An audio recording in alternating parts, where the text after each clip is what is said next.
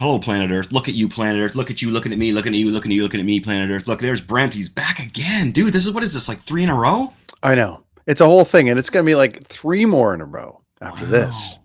Because Nice. then I go do the thing. But Nice. until then, I'm here doing this thing. That's exciting. And it's hockey. It's the beginning of hockey season. Yes, it is. So make sure you watch the, was it Talking Buds? Yeah, I'll maybe get them on next week for a quick one and do our predictions. Sure, but everybody should check that podcast out because it's a really good one, right? Yeah. Absolutely. What's my buddy on there? Because I meet too many people. Oh, there's Rob. There's Rob. so many people. Yep. Rob, yeah. But no, Rob's a great dude. I always get along really well with Rob. So we're going to dive right into this today. Last week we had what Lonnie's pointing at stuff for me. Yeah, we're going to do the intro here. Last week we had Billy Will on here. It was great. What an episode that was. The episode before that, we had Todd Kearns on here. What an episode that was. Didn't really talk much music on that one, though, did we? Yeah, we didn't really talk much music on the Todd Kearns one because we were talking, it was the Seinfeld episode, right?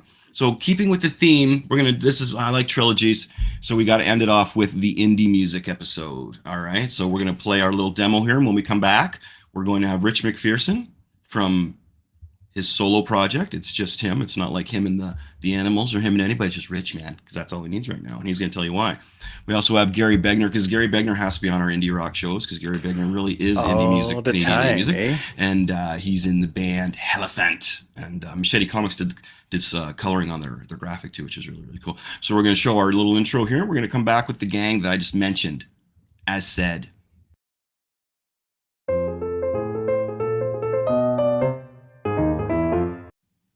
Yeah, look at that. Hey, folks, how's it going? Hi, friends. Did we get like a big budget from the government? Because we just got a whole bunch of new production there. Huge intro, man. I think they gave us a bunch of empty beer bottles. We took them back and we got our intro. That's good. Gary, Rich, how are you guys doing? Good. Well, how are you? A little slow after the turkey this evening, but we're doing all right. Good. Gary? Doing well. Can you hear me? Yep, we got you. Yeah, we got you both in here. It's good. And welcome to the show. As I say, we got the indie music show going on here. So we've got. So Rich, where are you from? Where are you located right now? I am in Bowmanville, Durham region. Wow. That's our everybody here's old stomping grounds. Exactly. And Gary, you're in London, Ontario. Yep. What's happening in London? That's another stomping ground of mine. It's wild. You know, it's like, what's happening in London these days? Is it everything and nothing? Like, how about White Oaks Mall? Is White Oaks Mall still a booming operation there? Yeah. White Oaks and Masonville.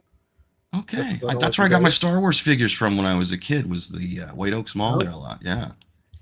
Hey, quick, Gary! Greatest show you ever played in Bowman? Greatest show you ever played in Bowmanville? Go. Oh fuck! I don't even know.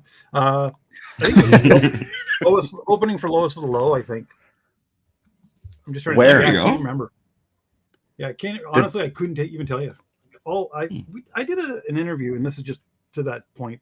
Did an interview recently, and we were talking. The guy that was doing the interview was telling me that I produced one of his favorite recordings ever. Holy crap! Final Stage. Do you get Rob Chappell's old band? Do you guys remember Rob? I don't think so. He owns Chappell Custom Motorcycles and all that. Anyway, this was around the same time, but I used to drink a lot. So there's a big part of my life that I don't recall. And you're like my weekends. So like when somebody says like, you know, hey, what was the best thing that you ever did in Oshawa? I'm like, I don't know. It's interesting because I do wonder how many producers from the 80s don't remember being in the room when a track was recorded. Like there has to be countless stories of guys that are like, wow, I got credit on that. Was I there? Like that has to be. Yeah. No. Yeah. Like I had to literally look it up online on Discogs. Yeah. We all came out of that scene though. That's wild. Yeah. And to realize who it was and all that. And then remembering kind of vaguely the situation of being there. But that was it. I was just like, yeah, fuck, I don't know. Like, I pulled out a magazine. I did a good job, I guess. I pulled out a magazine that had you guys. I pulled out a magazine that had you guys in it. And us, and it was, what was it called? I don't know if you saw me post that online. I think it was called Spin or something. Trabella did it. And it had the listing. Okay, I should have brought it up here because it had the listing for the shows and the bands that were playing. It was just like Treble Charger, I Mother Earth. It was all these rad bands at the Eclipse in the Moon Room. Such accessibility for all of us back there as younglings. You know what I mean? Like, what a great scene. What a great scene. So what I mentioned here earlier is that we've had on earlier. I did a recording. He couldn't make it here. He actually works at a hospital. The other gentleman I want to have on. He's in a metal band, as I do mention the granddad thing. And say, it's a metal band, kids. So he plays in a metal band, and they do all their own deals, recording everything. We've got Gary here. He plays but hey, Gary, you're on an independent label, aren't you? Yeah, but it's all we're on Faster and Louder Records, Yes. but it's a self-controlled deal. Like it's still we independent. work with the label. But yeah. We pay for everything because I wanted it done a certain way. Yeah. Because much like everything in the industry now, everybody wants to make money. I wanted to make sure that when the album came out, when you got the vinyl in your hands, that it was, in my opinion, awesome to look at, and that there was the insert, so you got something to look at and pictures and all that. So we kind of just made a deal with him and just said, like, how's this? We pay for it. Like, because we want it this way. And that's how they put it in stores for you, or they just hook up the gigs for you? No, they do he basically takes care of the distro, so he's been getting it. It's all over the world now. Yeah, it's kind of weird. I guess it's because they can download it. They just got to be on different servers or different the availability of it, I guess, right? Yeah, and he's been doing deals like, so the album itself, like the actual vinyl's in Japan, it's in Australia, wow. It's all Congratulations, over. That's really cool. Yeah. Yeah, it's cool. Thanks. That's great. So, it's actually go ahead, Gary. No, it's okay. Go ahead. Yeah, I was just gonna say it's the furthest like reach that an album's gotten. Like the earlier stuff I did, it was out, but I've never received messages from around the world saying, whatever. But in this case, it's out there, and this guy basically does all that, and he gets us gigs. Also do our own as well. Nice. So. Right on. Okay, and then Rich, you are a solo artist. You do your own stuff. Yes. And you record your own stuff in-house, right? So you are your backer. I am, and I think since we last spoke, it was probably a couple of years ago now. Since then, it's I'm evolving and allowing a little bit more people into my space. It's always good to collaborate, but after being in a band for my entire life, it's been refreshing just to do things at my own pace and on my own time. And we're grown-ups now, and so we have other responsibilities, families, and some of us other careers that we moved on to. So it's trying to balance all of that while still trying to find time to be creative and do that. So it works perfect this way. That's your main focus, right? Is your creativity. Where I was noticing Gary's like, I'm back on the road, and I can see him and the dudes frothing at the teeth to play all these gigs, right? Which is awesome. I got to give it to both you guys for still going at it. Like as I say, that Rich, you seem more like you're the what am I doing? Like you're stay-at-home defenseman. The stay-at-home defenseman, and you're like studying the craft of it and working with the technology of it and trying to learn as becoming a better songwriter and using your artistic as the whole package. To do it all your own, though, you know what I mean? Like, and I think for me personally, being as artists and whatever we're doing in the land of art, we have egos, and especially as a teenager and growing up, a lot of that took over. And so for me, it's taken a lot of years to sort of kind of put a lot of that aside. A lot of the things that I thought that I should be or wanted to be as a musician growing up, I've kind of put that stuff aside, and now I'm just going with the flow. I just don't give a shit. I just want to do what feels right to me when it feels right, and learning to just not get in my own way when it comes to making music. Yeah. Okay. I'm going to pass it over to Brent here. I just want to compliment. Also, I'm going to bring this up later. Is the vibe that both of you guys have going on with your projects is amazing. I'll pass it over to Brent here. It's interesting to me because I want to touch a little bit on touring and playing versus making money. Like through sales and things like that. So Gary, you're pressing the album, the distribution is getting it out there. Is the premise of what you've got in a record deal now, even though you've paid for it all yourself? Is the record deal the same as the 90s? Has it changed? Like the one that you've kind of signed now, that are you making money off of hard sales of records, or is it sort of the break even and the touring is taking over? You know, it's not even like it's no longer the same monster. So breaking even is my end all be all for this. So with the album we pressed 300 copies, and it was kind of interesting because with the way I am, and even much to what Rich was talking about of trying to get in your own way, I'm so used to always doing everything my own, and I took a lot of time off of playing and just working on writing and recording. The problem is I can't do it. My brain doesn't. I'm like a fucking hamster. I'm just constantly going, and it's like I set up my little studio, I start recording, and then I'm off somewhere else. So this time around, we went to the studio. I brought other people and created the band. And when we did the album, the goal was to basically do the first pressing of 300, and if we were able to sell those based on what we had the pricing at for live sales compared to distro sales, compared to how many we could give away, if we could do that with the 300, we would break even, and that would cover recording, all the incidentals like art, pressing, inserts, all that such, because we did everything. Like I didn't just ship it off to one company and say give me back a finished product. Because I was literally bankrolling the whole thing, it was, we're getting the vinyl pressed down in Detroit, we're getting the album covers pressed in London, made in London at Blue Monster, we have the guys doing the art, all the different things. It was all print. And then we did the shrink wrapping ourselves. Like we bought a shrink wrapping machine, and then we did all that. So the goal for that is to break even. As for making money touring, fuck dude, nobody's paying. Like, well, I was going to say, paying. What are the new, there's a couple of interesting things that have happened in the last couple of weeks. On a touring side, but Rich, I'll come back to that in a sec, Gary, but Rich, you're working from home and putting out music from home.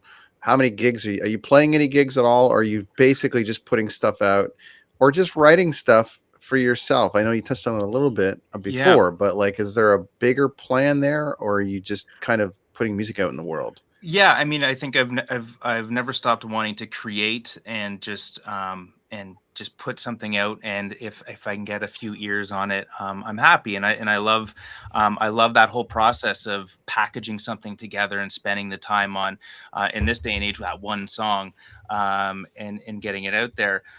For me, it's not necessarily. I'm not looking to like, oh man, I can't wait to get all those streams, because I know I'm not going to be getting a lot of money from any of that kind of stuff. But it's allowed me just to be feeling this free feeling to get music out there. I've slowly started getting together and playing with some guys from back in the day, including some of my band, and just doing just getting out. And we played the Orono Fair at the beginning of September, and it's kind of a collective of us who that was the second time I've played in the last decade almost, just because I had done the touring thing, and it wasn't my passion. And so I strayed away from that, got back into playing. And so now I'm slowly, I get to interject some of my own songs, and we're kind of a collective. We're playing some covers, and then I'll throw in some of my solo stuff. So I'm sort of starting to get my feet wet in that. And I'm just seeing how things feel and go, and how I can package that together as I go. Again, nobody's waiting for me. Nobody's waiting for me to put something out. And so again, getting into that mentality of just do it when it's right. And so, yeah, I'm starting to play and do that kind of thing, but slowly. Yeah. Nice. One more, Chris, before Gary. So on the payment side of things. So hey, listen, we've all been doing $100 gigs forever. We've all been doing like the gas money, $150 show up, and whatever. Are you in a phase right now then where it's got to make, like, the money has to make sense, or you just won't play the show? We used to just go to any show. It's like, oh, $100, let's just go. Let's just get in front of some people. Yes. Yeah, in front of some people. But now is it like, no, I mean, I'm not coming out of the house for less than $500, and then you got to find someone that paid the $500. No, so the whole thing for us is that, like, again, we're the age, right? We're not kids. I play in a band with like 3 dudes that have careers. I'm the only guy that's a free floater, right? I've got my own shop, so I'm the guy that can come and go as I need. These guys, you know, like we've got a small tour coming up where guys had to book days off work, you know. But at the end of the day, the mentality isn't. It's, you know, we're willing to play for whatever the amount is. We hope to cover gas. We hope to make a little bit more. We hope that they don't give us the bullshit line of like, well, you make money on merch, yet we also have to order, you know, 100 shirts, and unless we sell out 100 shirts, we're not making money. So we're willing to play just to get into new markets. So that's the whole deal with going out on this East Coast tour. It's a new market for us. So we've got, you know, so we're just doing it and hoping for the best. And if we lose a little bit of money, then that's fine. It's harder when you're doing something like, I don't know, like a Toronto gig, and the place gets packed and they give you $100 and it doesn't even cover gas anymore. Like back in the day, $100, you at least you put money in the tank and you got some money out of it, you know, which basically paid for beer and even then, like, clubs used to give us beer. Or food when you're on the road. Nowadays, like, no. What was that place in Like, Toronto on Queen West, and went all the way down? He had the pasta there. Remember? There was like, you'd always play. You'd always go and play the gig, knowing that they had the gig pasta waiting for you. I can't remember. Yeah. It was across from the psych ward, the psych hospital. Cathedral? Yeah, I'm just trying to remember. Maybe the Cathedral. I think that was at the corner of Queen and Bloor, but I think it went down further. And it was down further. There was a psych hospital across the street, and it was like, at least we get fed tonight. Yeah. I recall the one you're talking about. I don't remember the name of it. But yeah, but something as simple as that, right? We played Tillsonburg just recently, and we got paid, and we actually got fed really well. Nice. And like the other guys in my band are guys who've been playing music, but they've never done anything with music. Like, I'm the only one that kind of got in the van and went on the road and tried to do this. So for them, it's kind of funny, but they're just like, shit, like, this is great. Like, this is awesome. We're getting food. Nice. We're getting paid. We're full bellies. And I'm like, yeah, like, this is how it's kind of should be. Like, you know, you should be fed. And it's like, so you also have to kind of take your brain nowadays out of that. Yeah. What are you worth? You know, I've got 4 guys in a band, the truck, you know, and a lot of times, a lot of the gigs nowadays are all gear share. Yeah. You know, like, oh, can we borrow all your gear? And it's like, so the band that brings nothing is getting paid the same amount as the band that, you know, trucked all the gear in. And then you're just like, but to answer your question, sorry, because I can drivel on about anything.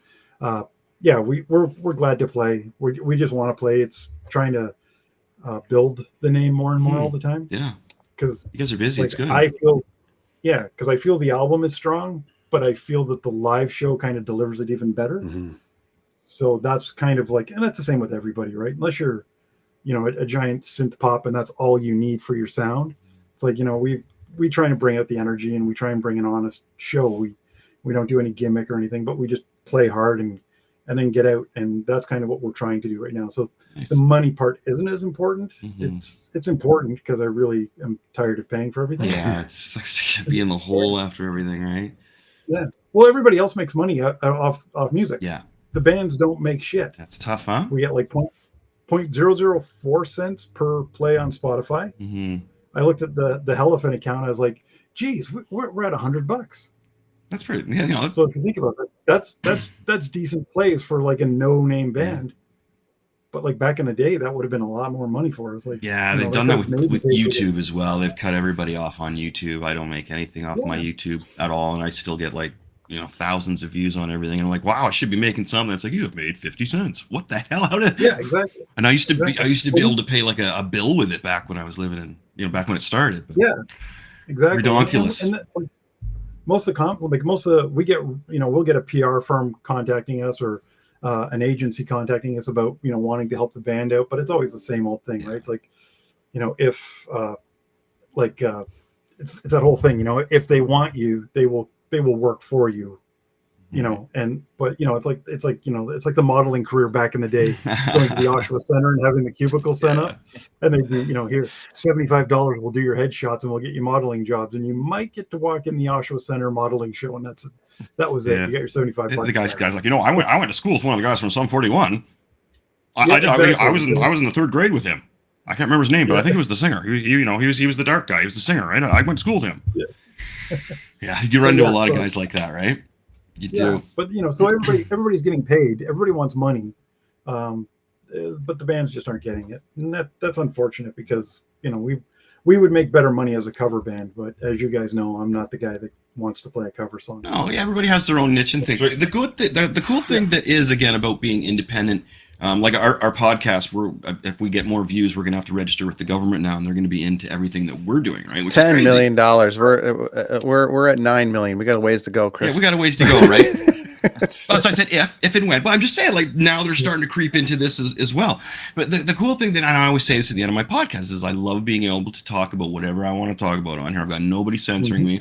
In my comic book, same deal, man. I can do and say whatever I want in there. I heard or I read that you're no longer allowed to use the Nazi symbol, which I'm not for in any means necessary. I think that's a bad symbol and all, but I'm going to put it on one of my villains just to make it, because it tells me that, all right, you want to do something that's ultra evil, put the symbol on him.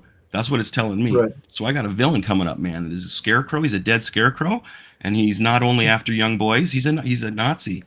Like, how can you not hate that guy anymore? He likes young boys and he's a Nazi. That's why I thought, okay, let's put a Nazi symbol right on his hat.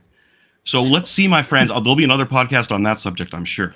But what I want to talk about here now is we're going to end things off, and we're going to bring in my other gentleman here with the pre-record. But what I want to end with is, Rich, I want you to tell me. We'll start with you. Tell me what you got going on, what you want to have going on, and then just let me know what your favorite. If you got any recommendations for a scary movie, because we're hitting the Halloween time, and I love scary movies. Okay, so what am I doing? So this year, previous years, I was releasing music like crazy. I have one single out that I released in June called "Could Have Been," and that has been great. And watching that sort of live on the interwebs. But I'm just taking the time actually to work on a full length. That I'm still in that mindset. I know it doesn't matter, and people say, "What the hell are you doing?" But I'm buying vinyl like a fiend, and I want to press my stuff onto vinyl and take the time to get the right artwork, the right visuals for everything, because I don't know how many times I'm going to do that and have the capital to keep doing that sort of work on my own. So I'm taking my time and writing a lot of music. And going to put that out on vinyl hopefully in the new year. That is the plan. Play some more shows and sort of get into that mindset a lot more, and see where that takes me. That's where I'm at. A lot of writing and recording. So and the winter time is the best time for that for me anyways. I love that. Yes, exactly. I love that feeling. It's very inspiring. And so with that, thinking about Halloween, I always love just having AMC Fear Fest just running in the house, just let those old movies fly. And I'm not an old Halloween movie guy per se. I love the movie Get Out. I think that one of those movies they're just so smart. But I'll say I've always been petrified still to this day. I still think about the end scene of the Blair Witch Project and the guy standing in the corner of the cabin. And there was just something about that stuck with me my entire life. Shit, I haven't seen it yet, Rich. Thanks. Yeah. Yeah, right. Don't worry, there's a lot. Yeah. I was say, man, Brent and I saw that in the theaters with our bros back in the day, and it was like, what the F was that? It was so cool. You know what? We actually wrote a song about it. It's called Seven Men Hugging in a Theater. We never put it out. I loved how but it was packed, and there was some teenagers in there, and I remember behind us there was two girls. I got up and looked at them. They were just like just white face, like what the F was that? That was, the third one's actually pretty good, Rich. Yeah. The second one's terrible, but the third one actually, because they go back, it's a relative of the character, and they go back looking for them. Right. Yes. And it's actually pretty good, man. There's some scary stuff in there. It's not too bad. Yeah. I think there's an element of the scary movies that resonate, at least for me in that context, is the fact that I'm a camper. I'm always outdoors. So I have that real connection of, when they're screaming off in the distance. Like I remember that being like a camp too, and like hearing the screaming off, you're like, so there was that connection that kind of puts you in that space that makes it a lot more creepy. Yeah, I agree with you on that one. Right. Okay, Gary, what you got going on, man? And give me some movie. The band's playing. We've got the show at the No Room coming up on the 27th. We're playing Holy Diver here in town on the 26th with Kevin's band Audio Visceral. Nice. And another band, Rapid Tension, good friend of ours. Then we hit the road in November 11th, 9th to 11th. Anyways, Montreal, blah, blah, blah, to New Brunswick, and then back home. I'm writing all the time, working on the next album. Or buying guitars. I don't know how to do it anymore. Like the album was completely ego for me. I wanted vinyl, so I did vinyl. Yeah. I think the vinyl craze is kind of dying. That's like because $70 a record. I mean, I just was in I like it was like still, $70. Man. I really enjoy it for an album. But it costs you guys what, $25 to make them? How much are they? Yeah, it works out to about depending. You can do it at a good price, but yeah, that's what's going on. We're working on the new stuff. Hoping to get back in the studio really soon. Hopefully, just in the new year. Cut 12 to 13 songs and then decide how we're going to do it, and then playing as much as we can, because that's all I really want to do is play. And then for horror movies, take your pick. 13 Ghosts is on right now, which I love. Trick or Treat is pretty campy. The new, not Trick or Treat, the old heavy metal one, but the new one. The group of small short stories. One of my favorites of all time is Jacob's Ladder. Oh yeah, which isn't really a Halloween film, but it's a subliminal horror film, and that one's always stuck with me quite heavily. I remember seeing that in the theater, not watching, turning around and seeing people terrified, just turning around and looking at people going, "What the fuck?" What? And then it's a really good movie when half the time the theater is everybody around you's going, "What?" Yeah. And you're just like, if you paid attention, you would have got it. Like you would know what's going on. But yeah, those are my favorites. Movies like that are great, man. I love movies like that. Good stuff. I love, and I'm on these hooks on these. You're saying camping, like there's all these movies of like a group of dudes going out camping, and one by one they're getting picked off or something. Or there was one with a sniper out there, and another one where they found a temple and they couldn't get near the temple. And just these, I love these ones that are out in the middle of nowhere. Like you're saying, I'm really key on those right now. Really well. Thanks guys for coming on the show. Really appreciate it. Thank you. We'll put your links up with everything. And make sure great everybody to see you both, out. Gentlemen. Yeah, guys. Well, as I say, you guys are you're becoming our main dudes for indie music, which is good. And it's wild that you're still it's good that you're still both doing it. You know what I mean? Like Brent and I both, like Brent still works in the music. I don't really play anymore. I get a lot of anxiety doing it. Unfortunately, I still write and I still play at home. I could release an album if I really had the balls to it. Yeah, I love the fact that I love going online and seeing that you guys are releasing music. You're still playing shows. Gary, I love the new Flying V, and I love both. I love both your music, man. You guys are awesome. I'm big fans of both of you. Well, always have been. I do want to say, was you guys a great show. I did manage to get in last week and watch a little bit with Bill, and just it was Will. Oh yeah. Perfect time with the indie episode, because I'm listening to that and you guys had the same feeling. Like that show is just so indie. It's made all the mainstream artists just break and just be themselves. And I do miss that. But I was just gonna say, like, I feel like, the 90s is in this renaissance with all the anniversaries and stuff, and that's what everybody's listening to. But I feel like that indie sound is everywhere right now with new, even in some of the big mainstream bands, there's that rawness that you're starting to hear a little bit more, that you're like, they're tapping. Nice, the honest sound. I love it. You guys both got it. Wicked. All right, dudes. Well, peace and love, and thank you. And best of luck with all your ventures. We'll talk to you soon. Thanks. Later, guys. Talk to you soon, guys. Okay, dudes. You got that? Gary, we'll talk Canucks in a while. Yeah.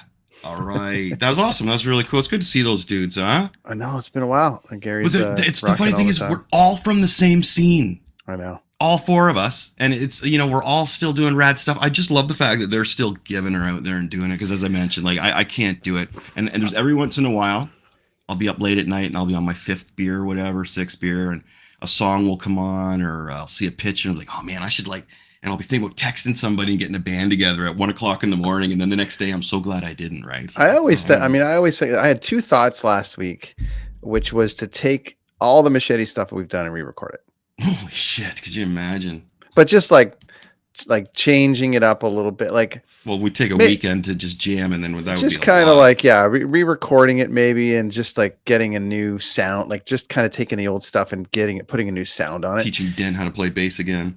Yeah, and then having a bit of fun with that, and then maybe put a song or two out. I just thought it would be kind of cool to do something like that. But I was just driving around, and I'm like, I'd love to. It doesn't have to be everything, but it would be cool to take like, well, it would be 10 or 12 tracks and just like, because well, check this out. We recorded it based on a budget that we had, but I definitely would love to hear it in a. It would be fun. It would be fun. I'd love to do another set, like take 6 songs and re-record them properly. But check this out. So another band we're going to talk about right here, As the Structure Fails. They're from Blackstock, Blast Rock. So Blast Rock. We're still in the Durham region now. These dudes are metalcore. And they just won this huge contest, dude. And they're going to be playing. Are you aware of this festival in Mexico they're going to be playing? It's got Guns N' Roses as the headliner. And he mentioned a bunch of other bands that you will hear here. And then me and you will discuss this when we come back. So we pre-recorded this. I had just woken up at this time. So let's have a look. Yeah, do we got it here? We got Kyle Clark here. All right. So we're pre-taping this for the show tonight. Hello, Planet Earth. This is my buddy. Oh, we got an echo. Kyle Clark. And he plays in the band As the Structure Fails. What's that? What's going on? How you doing, buddy? Good, man. I was about to say where you're from, but you guys are from. So you guys are officially from Stouffville? Officially?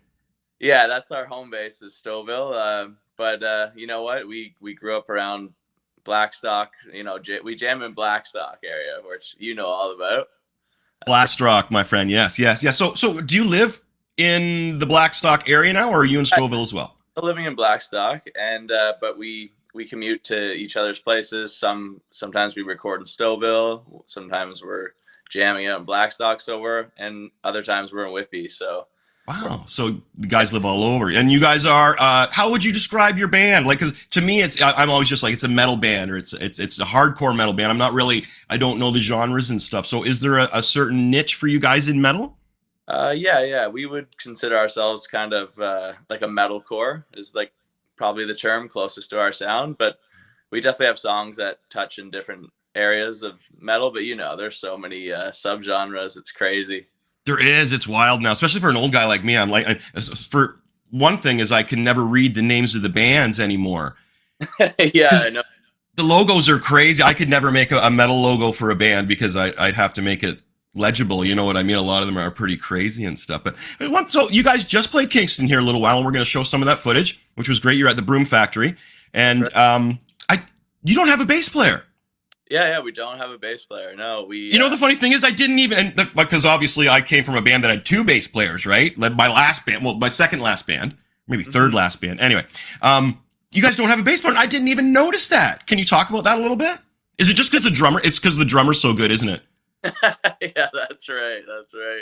No, we just decided, we would take the bass tracks that were laid in the studio and kind of just. Because we're playing along click track live usually and all that, it just kind of made it a bit easier for us to, play and simplify the band amounts of people in the band. And, sometimes less people is a bit better in a way. And if we can do it with technology, it's awesome. That's wild. Plus, nobody likes the bass player, right?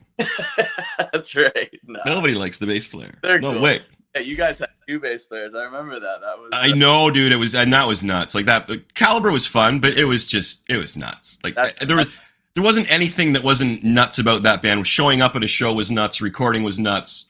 Sound check was nuts. It was just nuts. But that's cool. So jumping from that, you guys, and there's another thing I noticed when I watched you guys play is that you have you bring kind of like your digital setup with you wherever you go. And the one gentleman in the band there, I don't know all the guys' names, but you have one guy that basically takes care of all that? Yeah, for the most part, Brian, when we play live, he's kind of the guy who understands it probably the best out of all of us, but we all chip in and help with it. But yeah, he's the guy who would be dealing with the sound guy, plugging it in properly. It's quite a little setup we got right now. It's wild. I remember Mark, my buddy Mark from I Hate Sally days, we're standing there watching this stuff go on because all the bands basically had this little interface dealie they bring in and put in. with their computer. And me and Mark are just watching. We're like 50. Well, I don't think he's quite 50 yet, but anyway, we'll say he's not. But we're just watching this stuff like, man, because we're used to being like in a 3-piece band when we started, where you would just bring your ratty old Marshall and plug in, and you know, and that was it. That's all you had to go by. So you guys got it dialed in, but the show was really tight. Like, you guys had a great show. Crowd loved you guys too, the Kingston crowd. Oh yeah, it was amazing. We couldn't believe all the people that came out to catch our set, man. It was it was a good. And just while we're on the subject of Kingston, you guys are coming back in December, playing the Mansion, which is another rad venue. Holy cow! So tell us about that gig coming up in December here in Kingston. Right now, we should be headlining that one. Where the promoter's just kind of gathering the bands that'll be on that bill with us, and it should be announced in the next week or so, I believe. Is it a nighttime gig or a daytime gig? Do you know? Yeah, it'll probably start around, I think, 8 p.m. Sorry, so nighttime. Yeah, sometimes they have these afternoon gigs here, right? And they'll run from like 2 o'clock till 7 at night, and there's like a whole bunch of bands on them. Hell yeah, that would be on. Sorry, what was the date on that? Sorry, that would be December 16th. That's December 16th. You're coming back. Excellent. Yeah. Excellent. I'll be there. That'll be rad. Are you gonna have? Oh, I guess you don't know. There'll be some local bands on there, I imagine too. Yeah, I'm trying to think of some local metal bands. But anyway, so I'm going off this. So you guys are. So this is the indie show, and you guys are totally independent. So some bands are independent, but they're on an indie label. Some bands are independent, but they still outsource recording. You guys basically do everything yourselves, do you not? Yeah, we do pretty much everything ourselves. Recording, marketing. We've really learned it all. Like, not that we're like the best at it, but we try our hardest to try and take on every aspect of it. That's great. And that's tough to like, well, taking and your recordings are all like top notch, right? Thank you. It's your guys in the band and yourself. Does your brother help with the recording or no?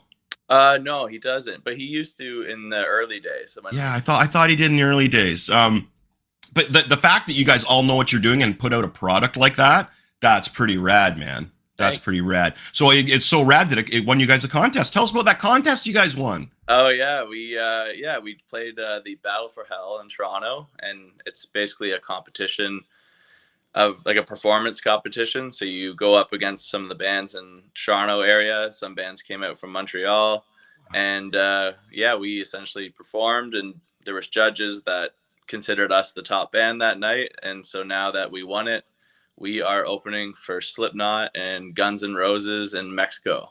Holy cow! Yeah, that's friggin' huge. Yeah, man. I wonder. Well, so we're pre-recording, so I wonder if Brent will have anything to do with that show, because he's been working with a lot of those bands lately. Well, that'd be pretty rad. I'll have to run that by him if he's going to be at that Mexico. Imagine that if Brent was there. Oh wow, that would be awesome, man. That would be really cool. That's a big event, man. Congratulations to your band, though. Oh, thank you. So, what did you do to win this? Was it a live performance? Was it an audio track? Was it video? How did you win? Strictly live. So the judges came to watch us perform, and it was fully judged off how well we did overall, like during our set, and they chose us. That's huge. Yeah, man. Yeah. That's huge, because one thing is to record, but with today's technology, you can like do one riff and then you only have to play the riff really once properly, right? But when you're live, I know. Yeah, it's a different game. Yeah, but no, you guys really have. I like, you got to have some pizzazz. You got to have some vibe when you're on stage, and you guys all have it. Everybody looks really comfortable on there. When I saw you guys play, it was a good night. The headliner, it was funny though, because what was the name of the headliner there from Texas? That was Upon a Burning Body. Upon a Burning Body, and the manager had an Upon a Burning Stick in his ass that night, because man, he wanted everybody to play so quickly, and then he'd go up to the bands and say, "Oh, it's not me, man, it's these guys," and he'd just point over his shoulder. And one time I was standing there, and I'm like, "Fuck you, man! What do you leave me out of this? I didn't say nothing." But yeah, it was too bad, because all the crowd was so into everything. You know what I mean? But yeah, their manager was just pushing everybody along and blaming it on somebody else. It was kind of a shame, because you guys really had the crowd right where you wanted them, right in your palm of your hands, man. It was really good. Does the sound good in that place and everything? Yeah, the sound in that place is really cool, man. Like that's tight on that stage, isn't it? Yeah, it's a tight stage. Yeah, but it's a cool venue, man. Like we've never played something like that. And yeah, Kingston's really really supports music and art, and the fans really seem to come out. And did you guys hit the college right when college came back? Didn't you? When did we play? I think we played End of August. August 23rd. So they just came back. That was like such good timing, man. Yeah, that was rad. And what a party in the parking lot there, huh? Oh yeah, cranking some beers and meeting everybody, man. That was cool. Yeah, it was. It was a beautiful night. It was really hot. I remember it was really hot. I had to keep opening the door.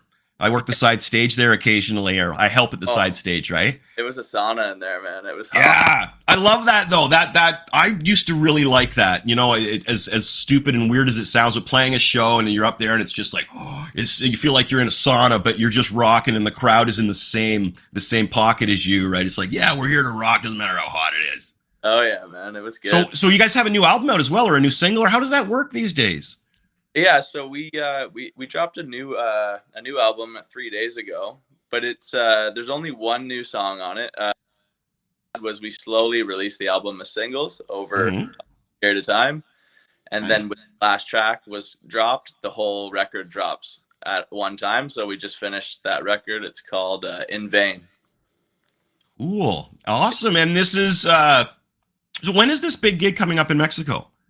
That is, I got it here, November 3rd, 4th, and 5th in Mexico, but we don't have our exact stage date or time yet. It should be in like really soon. That's amazing. So that's kind of perfect timing though, right? Because you got now the album is fully released. You got this huge show coming up in Mexico.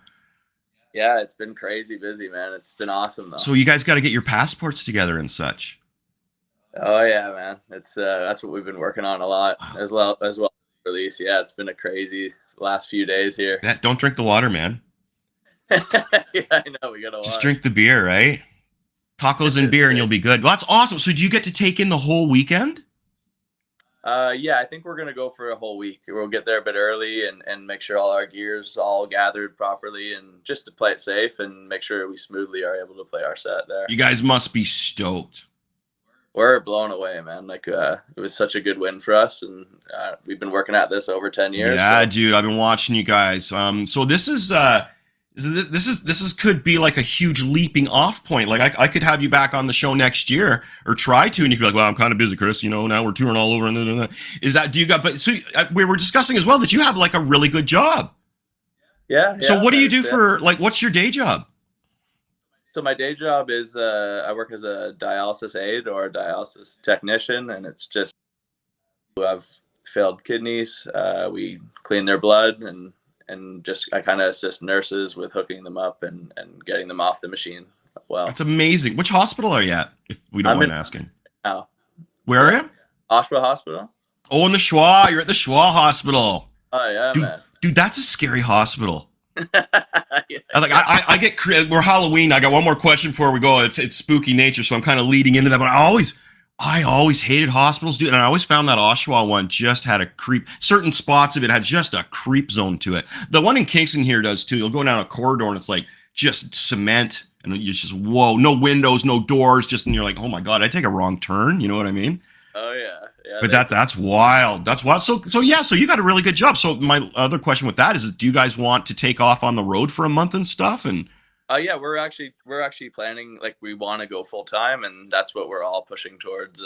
So we work, and as soon as we get home from work, we work on the band, and that's been for the last 3 years we've been doing that roughly. That's awesome. Well, we're gonna put all your details up and a little clip. The funny thing is we probably can't play your song because we will get flagged for it. Yeah, I know. Which I can't even play one of my songs and I get flagged for it. It's ridiculous, right? There's so much red tape with live stuff. Yeah. But yeah, we're gonna put all your details up for your band and stuff. I'll put your private phone number up. No, just kidding. But we'll put all your stuff up for the bands because you guys are really going somewhere, man. That's cool. And again, this being the indie show, you guys are doing it all on your own, which is really rad. Like, it's super rad. So we got to touch back. We got to talk to you after the Mexico show for sure. One more thing before you go, my friend. I really appreciate your time.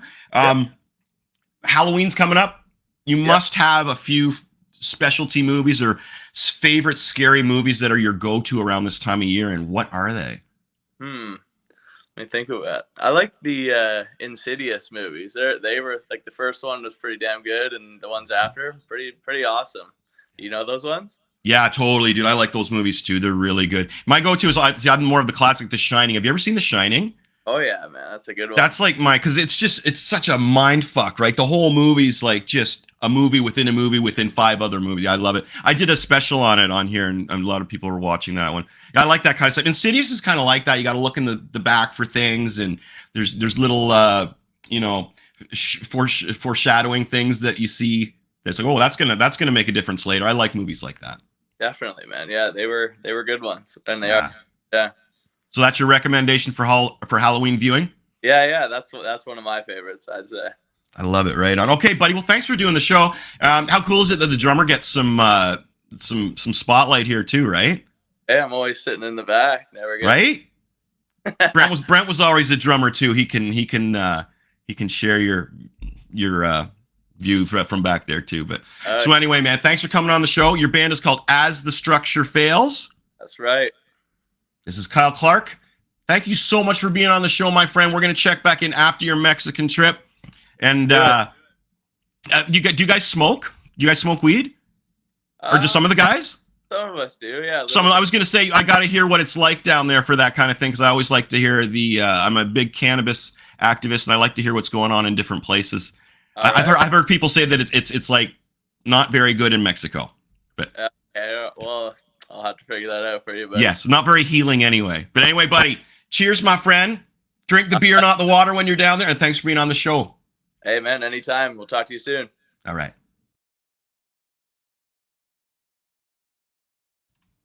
Look at the difference between me in the morning and me now. You can just see me aging every day more and more. So you recognize that gig, eh, Brent? I don't think it's not us. It's a different company. It's like there's a couple different companies down there that do, there's a bunch of like Mexican metal ones. I've heard of the festival, and it's pretty rad. I think that's where Pantera started doing their first shows, was with that group of people, like the new Pantera. So they got a good lineup there. Good gig. Guns N' Roses, Billy, Muse, Slipknot. It's so funny. In Flames, look at all these bands. Flogging Molly, Biohazard's back. Yeah, there's so much money right now for bands, because everyone's been playing. So there's so many, like, if you had a band and you all hate each other and you've broken up, there's like money there still to be like, guys, come on, let's just get separate buses and go and play, because even Creed's getting back together. Like, it's like there's so much money out there that it's, well, not, I don't mean that like, hey, everyone's rich. I'm just saying, like, they got to fill these festivals. They have to fill the content, and then out of the festivals, those bands will go and play 10 other shows. So, but all the bands have been playing since COVID, so there's no bands left. Right. Like, it's like there's no bands to fill up the thing. Stuff, huh? So all these bands are going back out that have never gone out before. So anyways, it's interesting. That's wild. Wow. Well, there we go. So that was a good episode of Indie Bands, huh? How do you like that? Yeah. I like all those guys are doing great in their own separate way, which is awesome. We had the youngling on at the end there.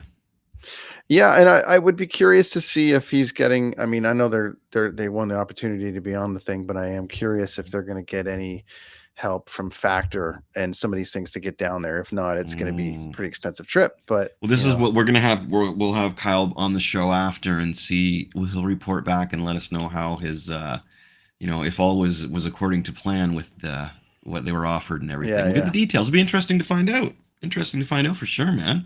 Feel free to connect him and I together to have a production chat. Sure. He's like that. I'll just maybe get some questions answered for him. Cool. Yeah. He'd probably really enjoy that. Yeah. Yep. They're in Mexico. That'll be pretty wild. But anyway, yeah, man. So the indie bands, folks out there, check out those indie bands. We got Rich McPherson, we got HELLAPHANT, and at the end we got As the Structure Fails. Great bands, Canadian, Ontario, Durham area bands. All were originally from the Durham area, which is rad, my friend. So next week I'm going to have David Day on the show.